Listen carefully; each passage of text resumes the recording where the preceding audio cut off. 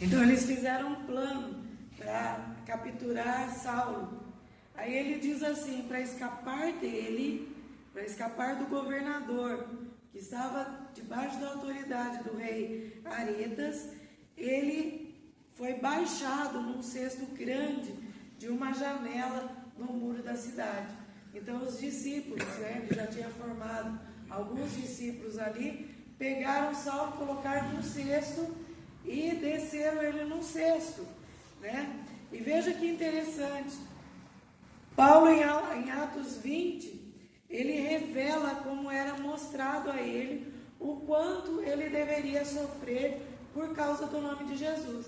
Lembra que na visão que foi dada a Ananias, o Senhor falou para ele: eu mostrarei a quem? A Saulo, o quanto ele vai sofrer por causa do meu nome. E eu fiquei com isso, até ele era o texto de hoje, Ele era o texto da retomada de hoje da nossa ministração. Por quê? Porque Jesus falou assim: eu vou mostrar para ele o quanto ele vai ser perseguido pelo meu nome. E eu falei: onde é que está Jesus falando para Saulo que ele vai ser perseguido pelo nome dele? Onde é que... Procurei. E daí eu fui parar lá em Atos 20, no versículo 22. Saulo diz assim, no meio de um texto grande, que eu vou ler no final para vocês, ele diz assim no versículo 22: agora, impelido pelo Espírito, vou a Jerusalém.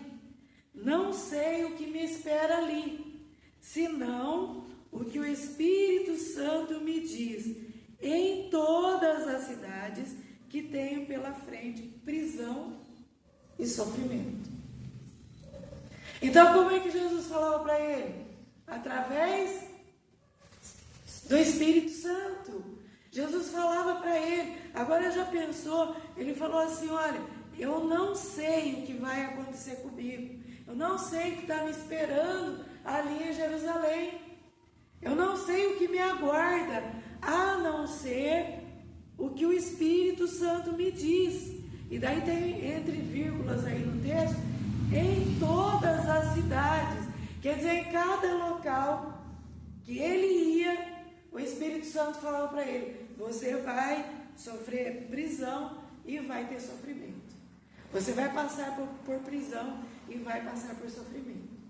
Agora imagina se um missionário, alguém nos dias de hoje, se o Espírito Santo de Deus falasse para ele: você vai passar por prisão e por sofrimento. O que é que ele fazia? Pegava a oferta missionária e pegava um aviãozinho e ia embora na casa dele, não é? Mas lembra que nós falamos que Saulo, ele foi realmente transformado, ele ficou convicto e ele se prostrou, ele se dobrou a essa transformação que Jesus fez na vida dele. Ele deixou realmente, é por isso que a gente vê a riqueza das cartas de Paulo, quando ele fala assim: as coisas velhas passaram, tudo se fez novo. A gente pega os textos da palavra de Deus e a gente tenta colocar para as pessoas, e muitas vezes até quem está falando o texto não passou por uma transformação radical como ele passou, não é? Mas ele pôde com propriedade deixar escrito, o Espírito Santo de Deus permitiu que ficasse escrito na palavra esse texto de que as coisas velhas passaram e tudo se fez novo, porque foi realmente o que aconteceu na vida dele. As coisas velhas passaram, tudo se fez novo.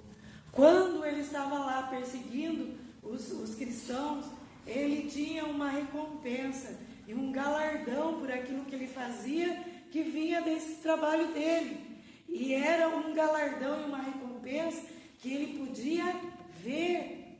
Era algo que era tangível, ele podia pegar lá o ouro, o dinheiro, o que dessem para ele como recompensa pelo trabalho que ele havia feito com esmero, não é? Porque ele fazia um trabalho como deveria ser feito.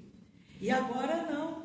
Olha como mudou radicalmente. Por quê? Porque agora a recompensa e o galardão que ele vai receber, ele tem consciência de que ele não consegue ver com os olhos físicos, mas ele pode ver pelos olhos da fé. Tanto que ele disse lá, ó, que usa lá nos velórios: combati bom combate, acabei a minha carreira, guardei a minha fé, e eu estou pronto para receber a coroa que a mim está reservada.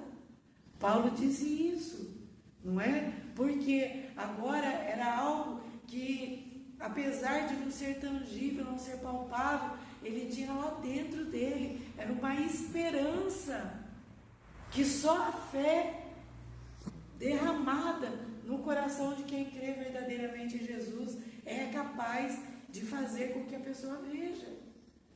É por isso que ele podia dizer, não é? Eu fui transformado.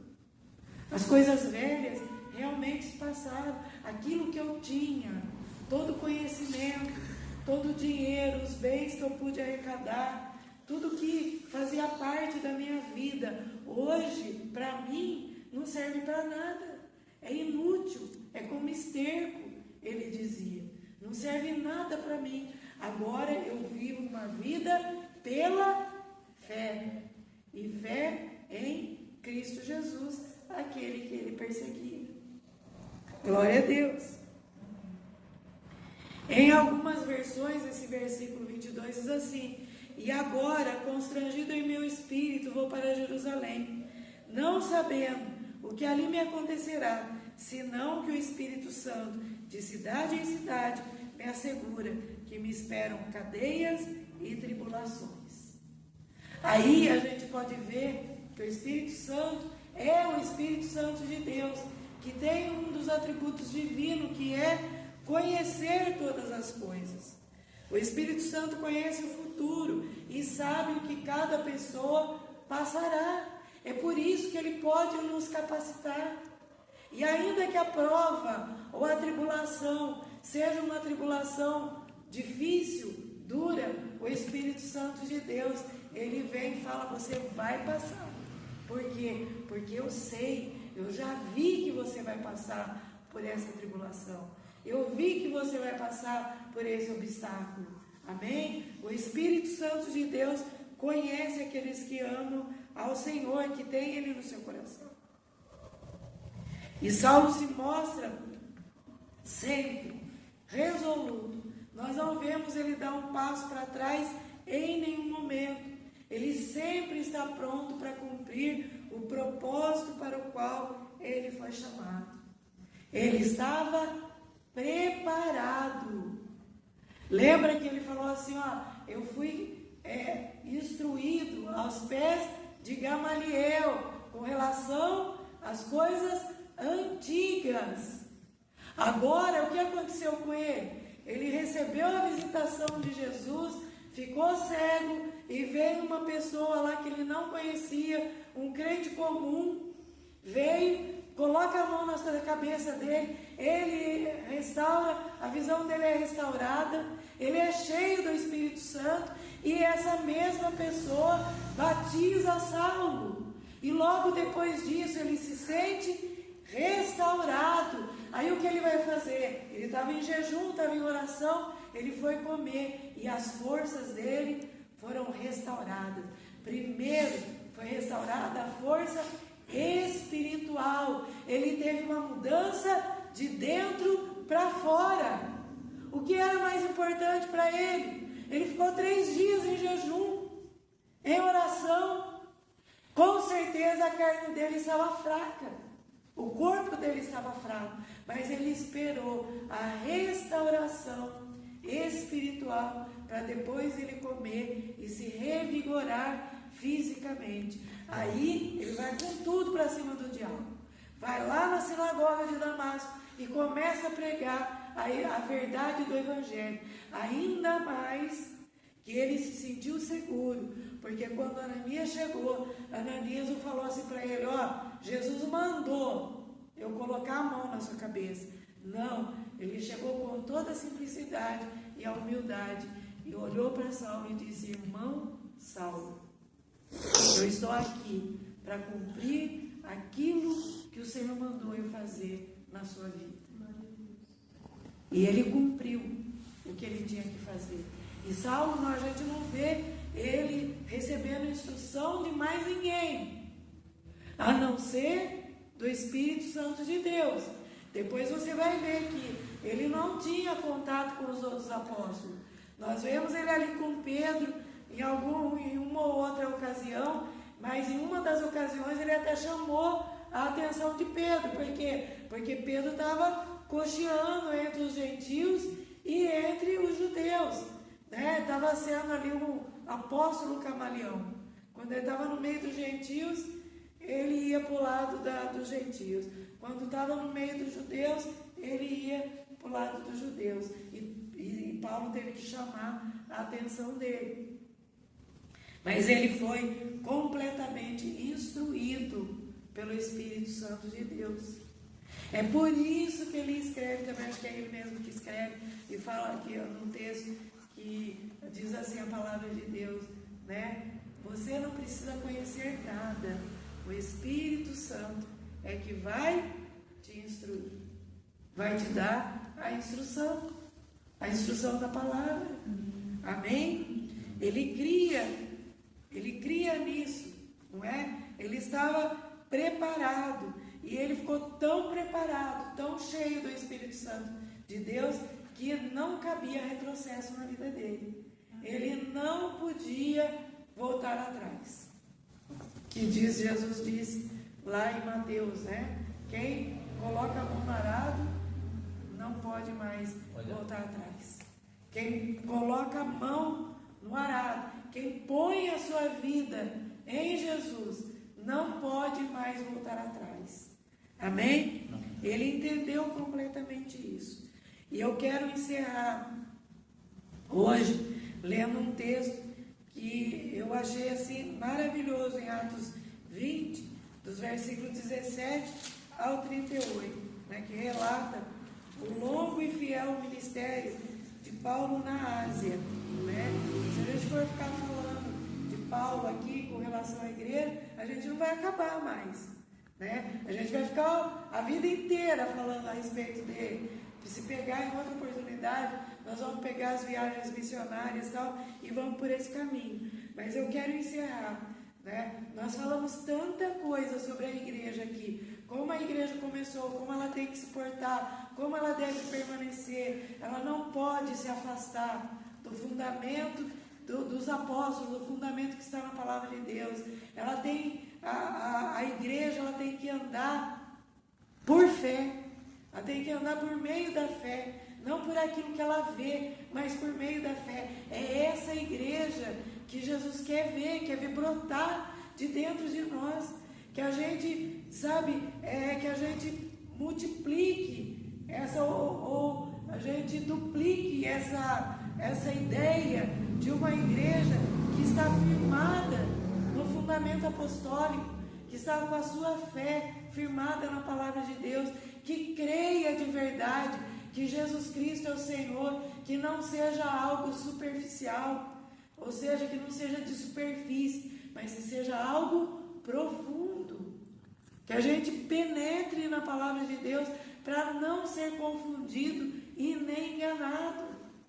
Saulo, se ele desse ouvido para qualquer tipo de pressão externa ou do diabo, qualquer pressão, ele teria retroagido, ele teria andado para trás, mas não, ele se manteve firme, né? Olhando, como ele mesmo diz, olhando para o alvo, na busca do plano da soberana vocação que está em Cristo Jesus. Esse deve ser o nosso alvo. Em Atos 20, que eu queria encerrar hoje, do versículo 17 em em diante diz assim, Paulo falando: por isso, em Mileto, mandou chamar os presbíteros da igreja de Éfeso. Quando chegaram, ele lhes disse: vocês sabem que desde o dia que pisei na província da Ásia até agora, fiz o trabalho do Senhor, humildemente e com lágrimas. Suportei as provações decorrentes das intrigas dos judeus, que começou lá em Atos, já no capítulo 9. E jamais deixei de dizer a vocês o que precisavam ouvir, seja publicamente, seja em seus lares. Em algumas versões diz, seja de casa em casa. Anunciei uma única mensagem, tanto para os judeus como para gregos. Qual é essa mensagem? É necessário que se arrependam, se voltem para Deus e tenham fé em nosso Senhor Jesus. Agora, impelido pelo Espírito, vou a Jerusalém. Não sei o que me espera ali, senão o que o Espírito Santo me diz em todas as cidades que tenho pela frente, prisão e sofrimento. Mas minha vida não vale coisa alguma para mim, a menos que eu a use para completar minha carreira e a missão que me foi confiada pelo Senhor Jesus. Tem 2 pontos aí. Dar testemunho das boas novas da graça de Deus. Agora sei que nenhum de vocês, a quem anunciei o reino, me verá outra vez. Por isso, declaro hoje que, se alguém se perder, não será por minha culpa, pois não deixei de anunciar tudo o que Deus quer que vocês saibam. Portanto, olha só o portanto dele: cuidem de si mesmos e do rebanho sobre o qual o Espírito Santo os colocou como bispos, a fim de pastorearem sua igreja comprada com seu próprio sangue. Lembra que ele está falando para os presbíteros? Presbítero e bispo, pastor, acaba sendo alinhado numa coisa só. Sei que depois da minha partida surgirão em seu meio falsos mestres. Olha a mensagem para a igreja do século 21. Lobos ferozes que não pouparão o rebanho. Até mesmo entre vocês se levantarão homens que distorcerão a verdade a fim de conquistar seguidores. Portanto, vigiem. Lembre-se dos 3 anos que estive com vocês, de como dia e noite nunca deixei de aconselhar com lágrimas cada um de vocês. E agora eu os entrego a Deus e a mensagem da sua graça, que pode edificá-los, construí-los e dar-lhes uma herança junto com todos que ele separou para si.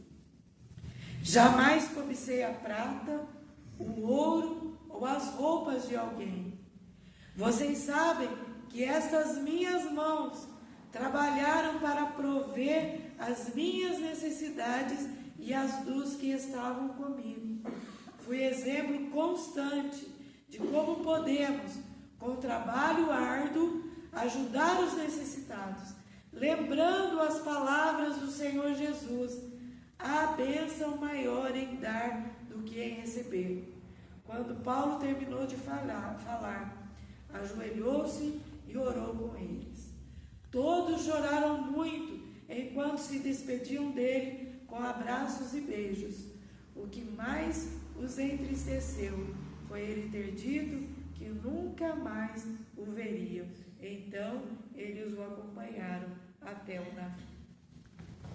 Que mensagem maravilhosa, não é verdade? Como vale a pena a gente estudar a palavra de Deus e lembrar que Deus, ele trabalha igualzinho, seja lá no passado, né? No passado dos nossos dos nossos antecedentes, na nossa vida agora, e que Ele vai trabalhar no futuro de todos. Amém? Glória a Deus.